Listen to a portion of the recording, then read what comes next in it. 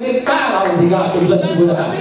And it be paid for. I done seen them little TV shows where they can pay these people's house off. But somebody will build you a house and pay for it and put you in there if that's God's will. You don't have anyone credit for God to give you a car. God don't have to come the way the world says you gotta come. You gotta have A1 credit. No, God says give a car right now because I know that they're going to use that car to do ministry for me. God don't have to come your way. You don't have to work out 20 years to get a body like mine.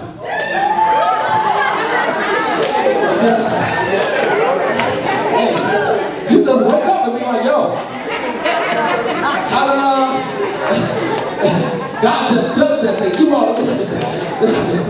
God will go against the norm. Somebody said, no, you ain't got to work out 20 years to get a body like yours. You just wake up and be like, I ain't thinking about y'all. Forget y'all. I like my body. He said just eat. You all watch this. Ezekiel says, watch this, that the bones are very dry. It's contrast to Joel 21:24 that says that the bones are moistened with milk and marrow. The bones represent the consequences of rebellion that Israel nation did. They were rebellious. The bones represent the consequences of that rebellion.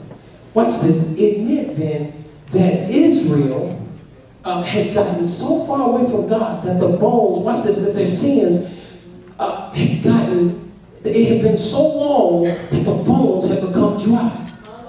The bones had actually become dry and everything looked hopeless. These bones were in the valley, you all. These bones, I told you that the valley is a place that's dry. A valley is a place that has no support. The valley is a place that gets no rain. A valley is a place that cannot support human community. These bones were in a valley. No food grew in the valley. There was no water in the valley. Death was all around the valley. Yet in the midst of the valley, God asked Ezekiel a question. Now, in the midst of death, God looks at Ezekiel and says, but can these bones live? Nothing in the valley says life. There is nothing in the valley that life can come out of. Everywhere Ezekiel looks, it's death. And God comes to him and asks him this question in the midst of death, can these bones live? God asked me that question when I got to Champaign, and I saw Garden Hills, and I sat and I rolled through it. I talked to Terrence, my next door neighbor, about it, and I talked to Preston about it. God said to me, Comer, you're walking around here looking, you're seeing these kids, you're looking at these young people falling apart. Can these bones live? Well, I'm looking around and I don't see any life. I see nothing that resembles life. I see no hope. I see no joy.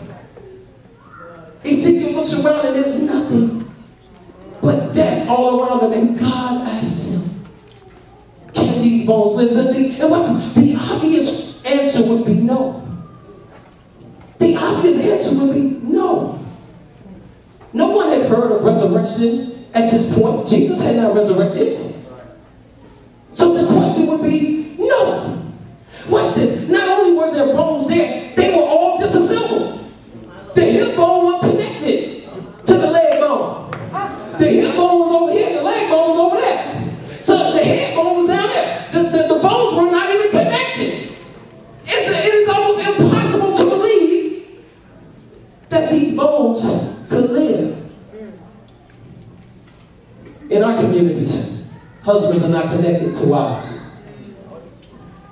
Kids are not connected to fathers. Mothers are not connected to daughters. And I asked the question that God asked me, can these bones live? But watch this, God wouldn't ask the question that he didn't already have an answer to. The fact that God asked the question means that God already had the answer. And Ezekiel, watch this, didn't answer God. But I'll answer. I answered yes. The bones can live. Watch this. And I'm not answering yes, the bones can live because I know the end of the story. I'm saying that the bones can live because I was a bone. See, I'm speaking because I was a bone. I don't know about you. I don't know if you're a bone, but there was a time in my life that I I was a bone. And I believe that God looked at me and looked at my life, and he looked over to his right side and he said, Jesus, can that bone live? And Jesus looked at him and said, Daddy, you know, he said, it can't live if you don't die for it. You've got to give your life up for that bone to live. And it was Jesus who came down from his hill called heaven, where everything was perfect. He came down to the valley where I was, and he laid on the cross. He let them persecute him. He let them kill him. He let them put him on the cross. But he resurrected. And when he resurrected, he let me know that my life don't have to stay there. And I can tell you, you don't have to stay there. You don't have to stay there. You don't have to stay there. The things in your life don't have to stay there. You can get up. You can be resurrected. God has the power to do it. He has the power to do it. Let every heart say, amen.